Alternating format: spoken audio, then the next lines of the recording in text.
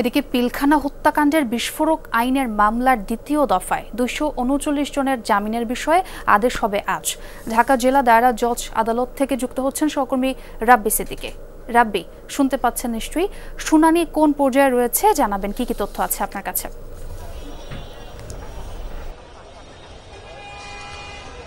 শুরুতেই বলে রাখি যে শুনানি কিন্তু এর আগেই হয়ে গেছে। আজকে আদেশের জন্য দিন ধার্য আছে এবং সেই শুনানিটি আসলে শুরু হবে 2টার পর থেকে, যেমনটা আমরা রাষ্ট্রপক্ষের আইনজীবী, আসামিপক্ষের আইনজীবী, দুই পক্ষের আইনজীবীর সাথে কথা বলে যেমনটা জানতে পেরেছি যে আজকে বিস্ফোরক মামলার যারা আসামি আছেন সেই আসামিদের জামিন আদেশ হবে এবং সেটি আপনি জানেন যে এর আগে 178 জন বিস্ফোরক মামলার আসামিদের জামিন হয়েছে এবং এই মামলাটি বহুল আলোচিত এবং এই কারণেই যে এত বছর এই আসামিরা তারা জেলে ছিলেন, অনেকেই মারা গেছেন, অনেকেই অসুস্থ আছেন, অনেক আসামি সব মিলিয়ে মানবিক জায়গা থেকে এই মামলার জামিন শুনানির আদেশটি খুব দ্রুতই করার আবেদন জানিয়েছেন আসামি পক্ষ। একটু বলতে চাই যে এই যে বিস্ফোরক দ্রব্য আইনের করা মামলার দ্বিতীয় দফার যে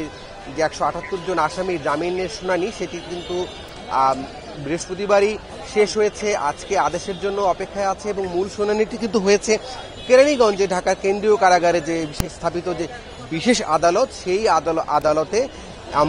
আমরা জানি যে এটি একটি বহুল আলোচিত মামলা এবং এই যে জামিন শুনানির জন্য আসামি পক্ষের যারা স্বজনরা আছেন তারা আশাবাদী যে এরকম একটি ঘটনায় আসামিরা নিরপরাধ অনেকেই আছেন, সেটি বিবেচনায় নিয়ে এই আসামিদের জামিন মৌলিক অধিকার, সেই অধিকার ফিরে পাবেন, এই আবেদনই কিন্তু করেছেন আসামি পক্ষের আইনজীবীরা।